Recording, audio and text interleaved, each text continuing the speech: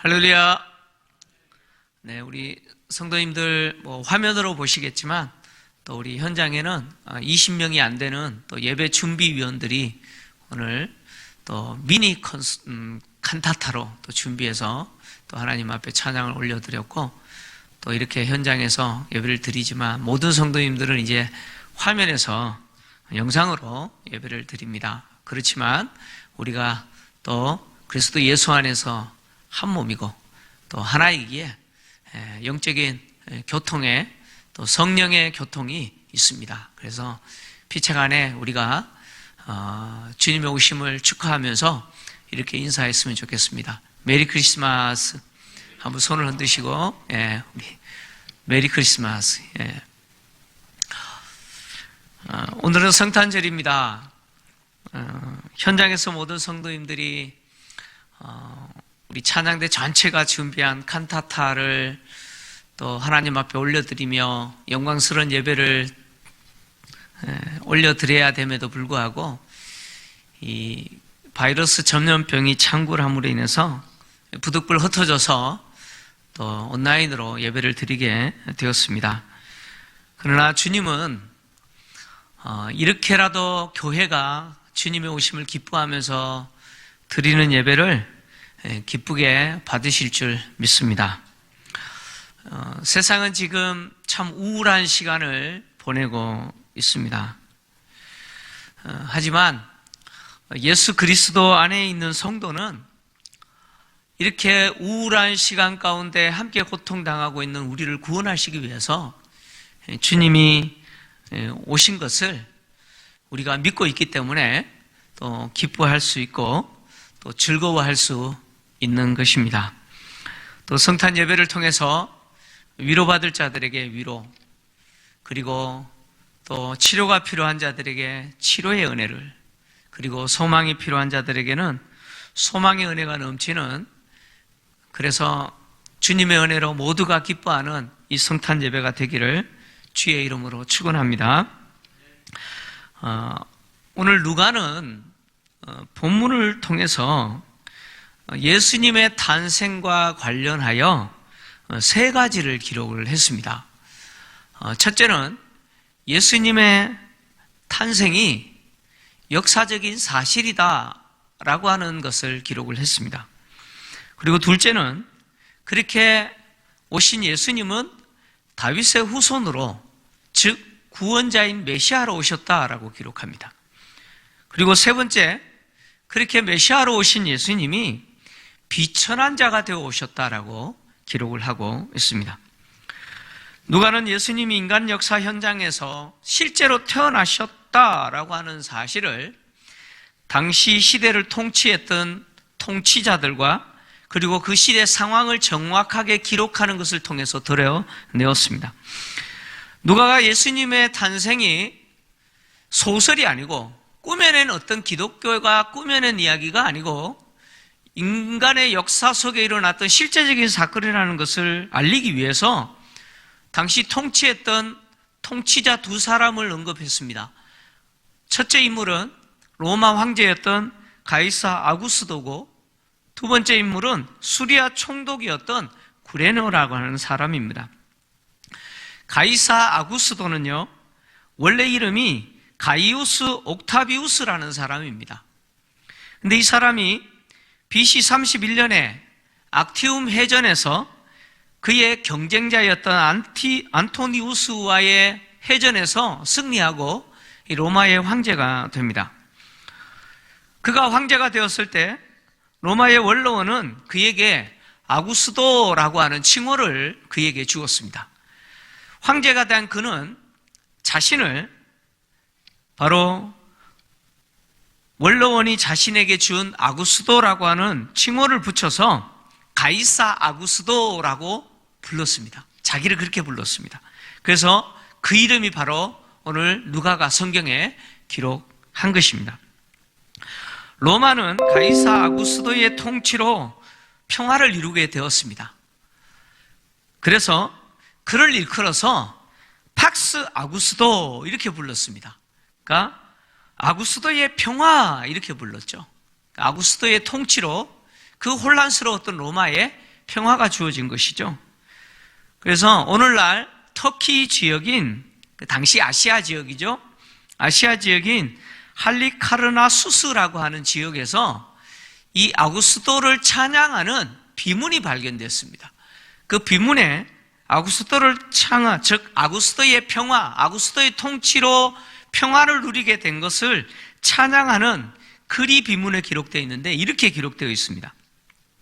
조국의 아버지, 제우스의 파트로스, 그리고 전 인류의 구주, 그 지도력은 모든 강구를 성취시켜 주실 뿐 아니라 구한 것 이상을 주시는도다.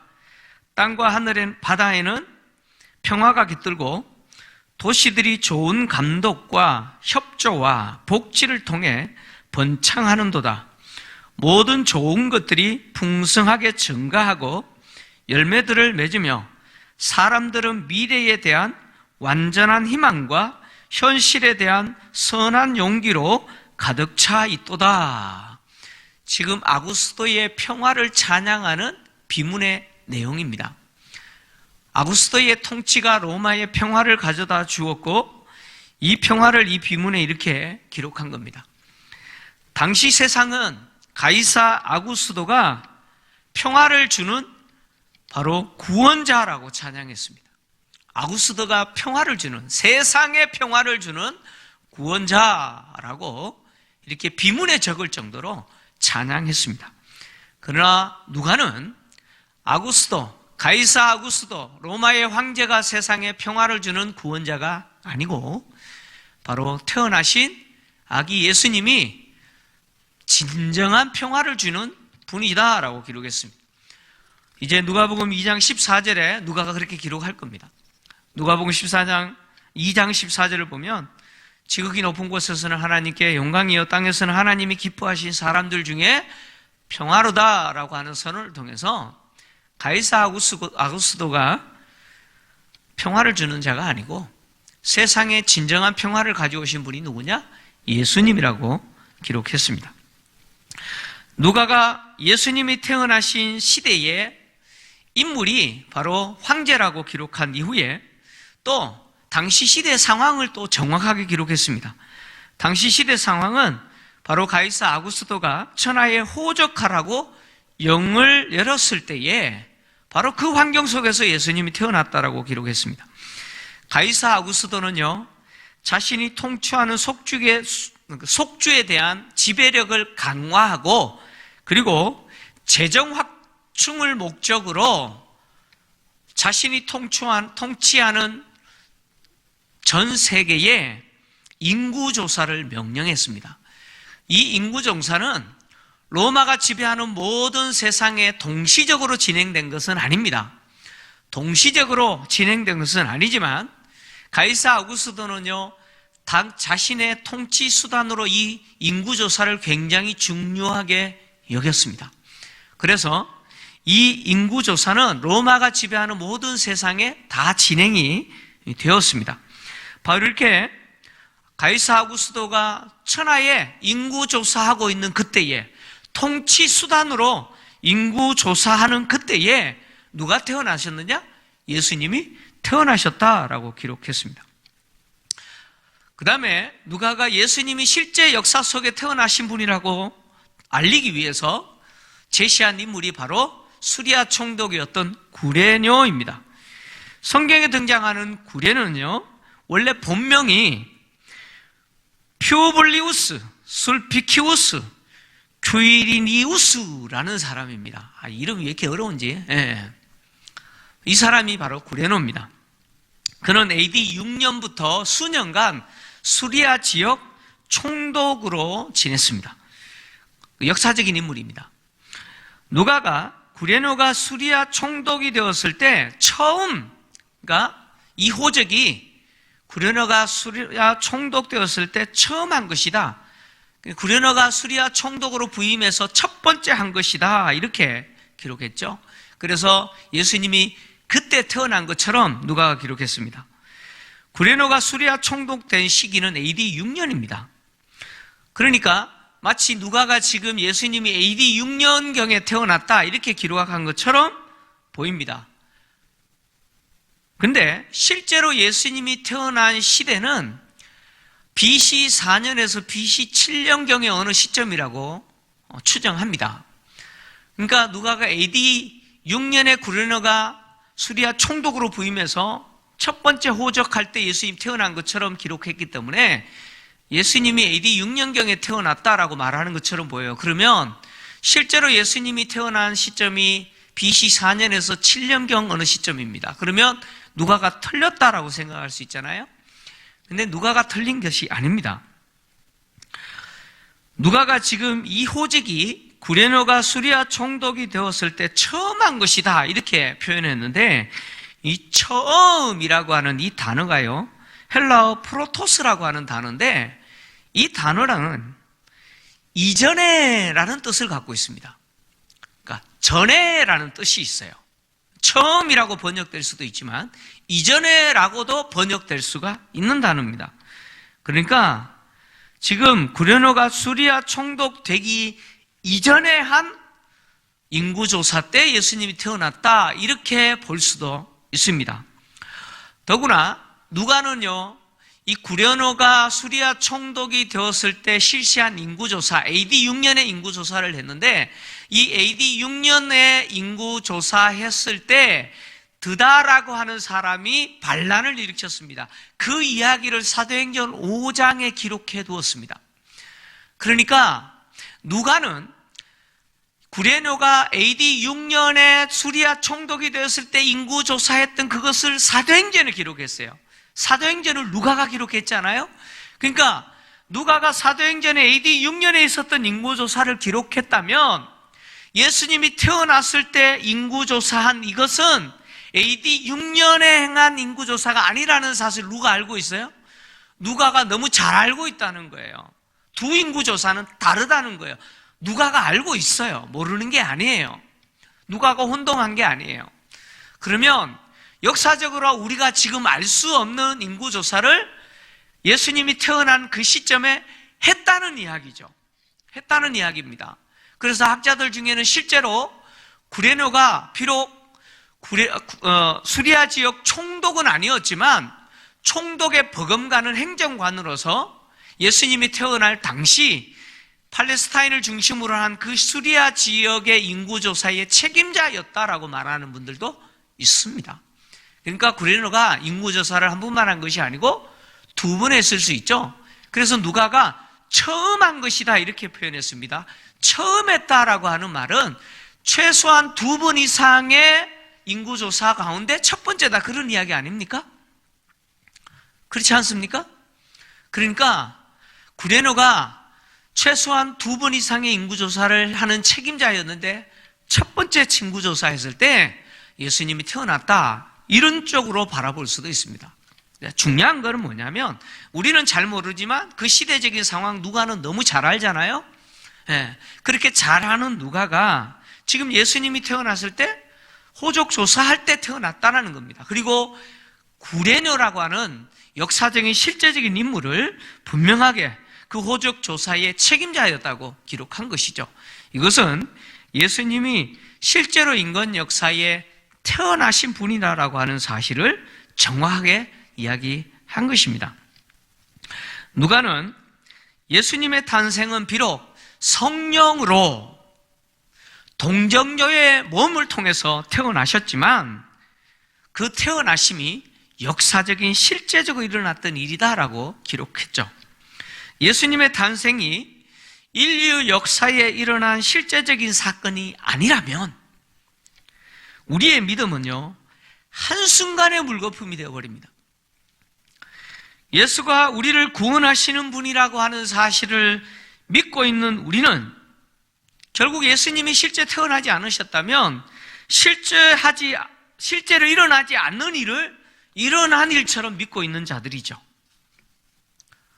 그러니까 예수님이 우리의 구원자입니다라고 믿고 있는 우리의 믿음은 세상의 가장 어리석은 행위겠죠. 일어나지도 않은 일을 일어난 일처럼 믿고 있는 자들이기 때문에 그렇습니다. 그러나 예수님은 실제로 태어나셨고 이 사실은 절대로 변하지 않습니다. 예수님이 실제로 태어났다는 사실 절대 변하지 않습니다. 지난 2000년간의 서구 역사는 예수님이 실제로 태어나신, 역사 현장에 태어나신 그 예수님이 얼마나 엄청난 영향을 미쳤는지를 잘 보여줍니다.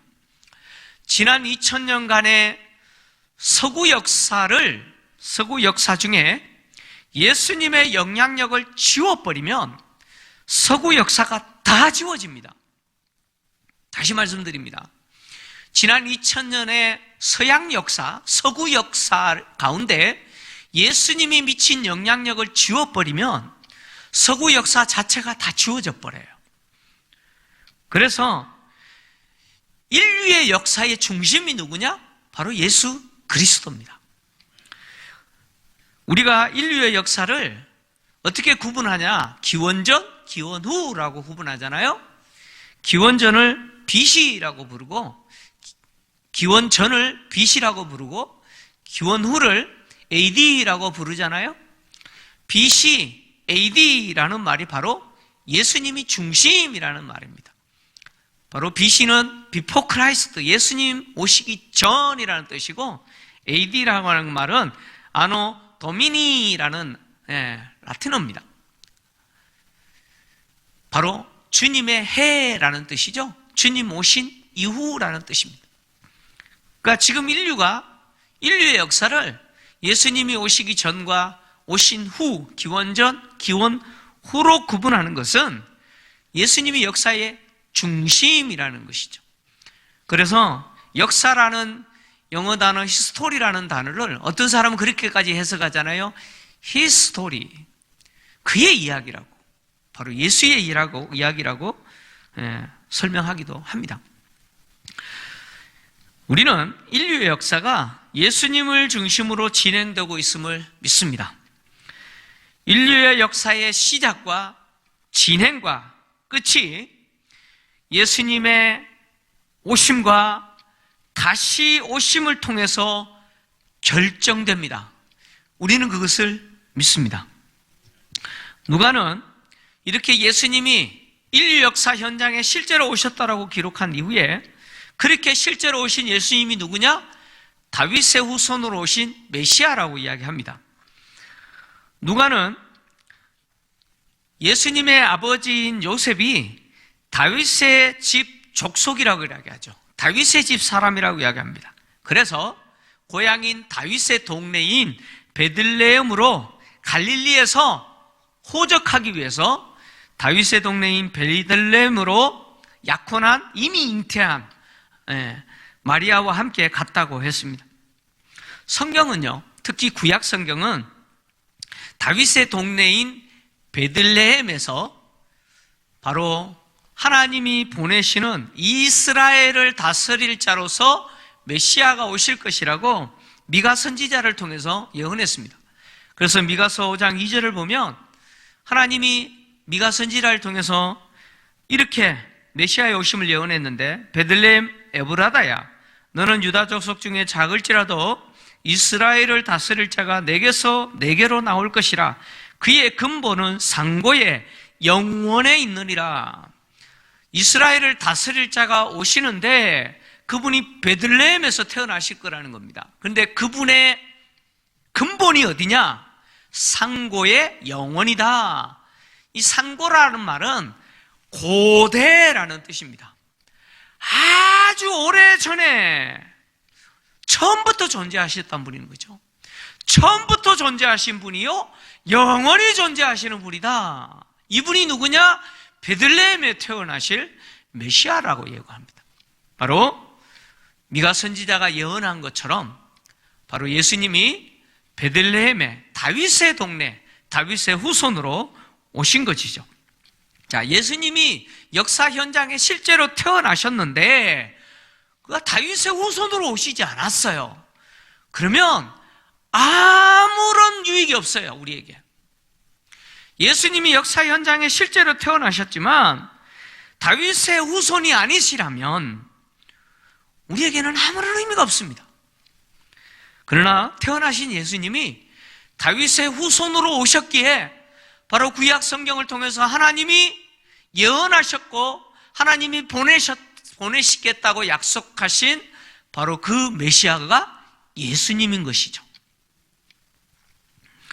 누가는 마지막으로 태어나신 예수님이 가장 비천한 자로 태어나셨다, 가장 비천한 환경에서 태어나셨다라고 기록합니다.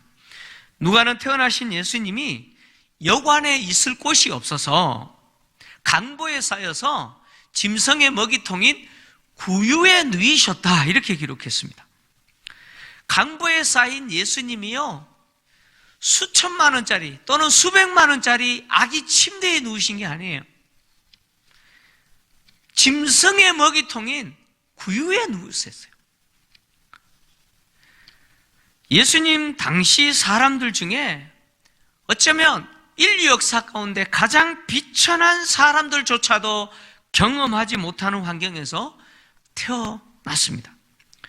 예수님이 태어나신 환경이 당시 상황 속에서 얼마나 비참한 환경인지 하나님이 보내실 구주, 구원자가 태어나셨다고 천군 천사들이 그 밤에 목자들에게 알릴 때 태어난 아기가 구원자인 표적이 뭐냐?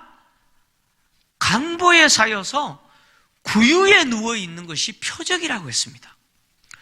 얼마나 그 상황이 당시 사람들에게도 절대 있을 수 없는 그런 비참한 상황인지 예수님이 태어나신, 구원자로 태어나신 예수님을 알려주는 표적이 바로 강보에 쌓여서 구유에 누웠다는 것이죠. 누가복음 2장 11절에서 12절을 보면 이 사실을 이야기합니다. 오늘 다윗의 동네에 너희를 위하여 구주가 나셨으니 곧 그리스도 주시니라. 메시아라는 거죠.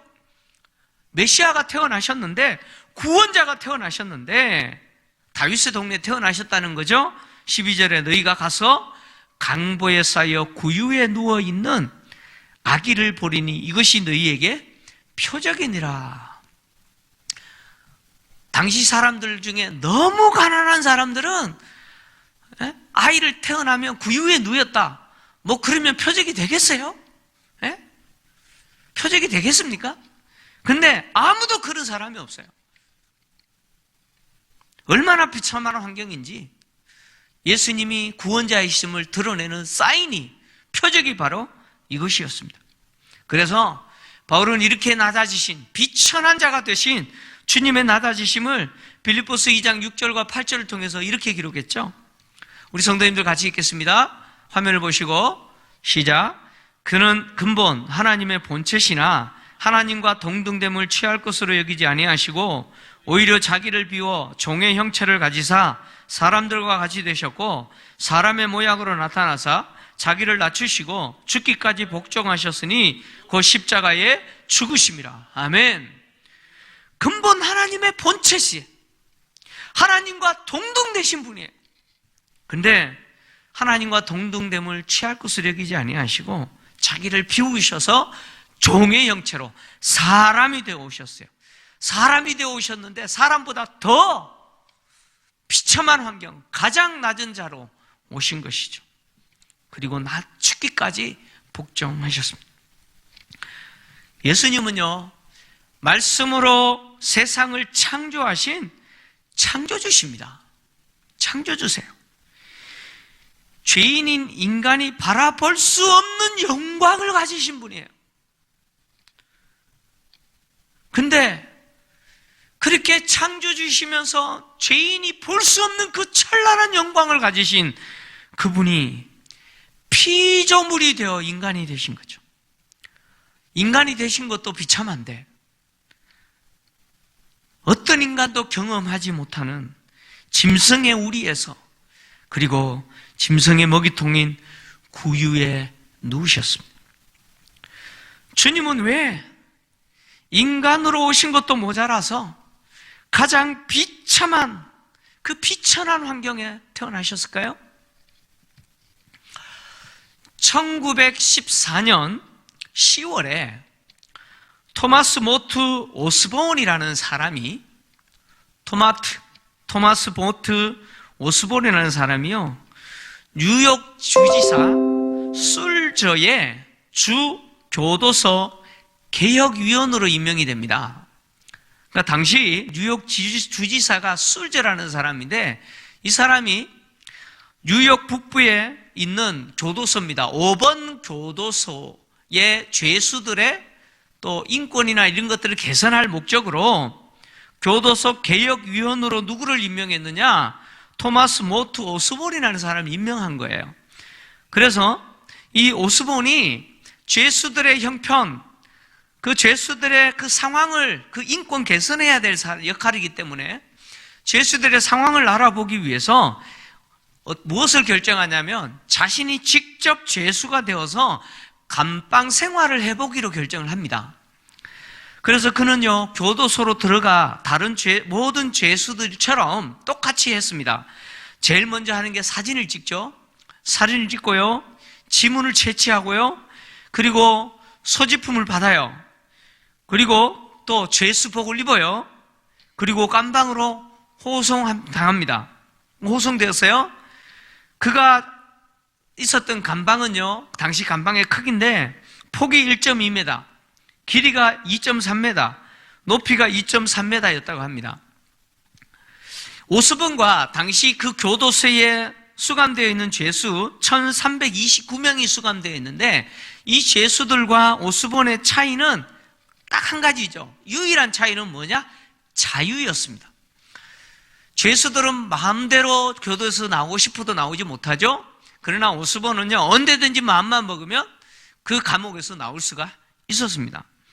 그러나 그는 철창 속에서의 삶, 죄수들의 삶이 어떤지 경험하려고 자진해서 그 자유를 버렸죠.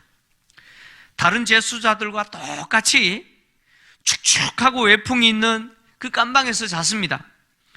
다른 죄수자들이 먹는 음식을 같이 먹고요, 그들이 하는 노동을 같이 했습니다. 그리고 죄수자들이 잘못하면 벌을 줬는데, 당시 어떤 벌을 줬냐면 상자 속의 밤이라는 벌을 줬어요. 아마 상자 속에서 하룻밤을 지내야 되는, 뭐 어떤 크기의 상자인지는 모르겠는데 그런 것도 다 경험했다고 합니다. 토마스 모트 오스본의 이야기는요, 그가 죄수의 인권을 개선하기 위해서 죄수의 상황이 어떤지 알아보기 위해서 스스로 죄수가 되어 죄수가 겪는 모든 일을 겪었다라는 내용이죠. 죄수의 인권을 개선하기 위해서 오스본이 죄수가 된 이야기는요, 인간을 구원하시기 위해서 인간이 되어 오신 예수님의 이야기에 비교하면 아무것도 아닙니다. 주님은 죄의 저주 아래서 고통당하는 우리를 건지시기 위해서 가장 낮은 자로 오셨습니다. 우리도 경험하지 못하는 그 비참한 환경에서 태어나셨고, 우리가 겪는 불편한 삶 그 이상의 삶을 사셨습니다. 그래서 히브리서를 기록한 저자는요, 천지를 말씀으로 창조하신 하나님이 사람이 되어 오셨고, 그 하나님이 말씀으로 천지를 창조하신 그 하나님이 사람이 되어 오셨고, 우리와 같이 되셨고, 우리와 같이 고난을 당하셨기 때문에 우리의 고통을 공감하시는 분이다 라고 기록을 했죠. 히브리서 2장 14절에서 18절 성도님들 같이 읽겠습니다. 시작.